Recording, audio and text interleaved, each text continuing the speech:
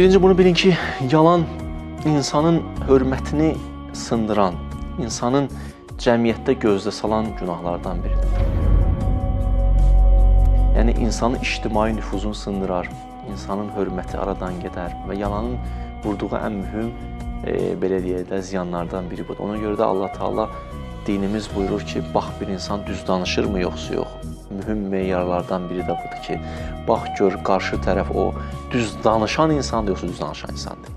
Bu mühümdür. Ona görə birinci bunu bilin ki, bu sizin ictimai həyatınızda da sizə ziyanlı olacaq, zərbəsi olacaq. Bu bir.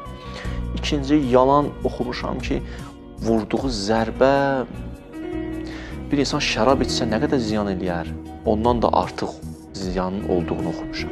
O demək deyil, şərab məsələn, günah deyil. Dedim də o günahın nə qədər cəzası da var, dünyası da insan əziyyət çəkər. Ona görə insan gəlir o günahdan insan çəkinsin.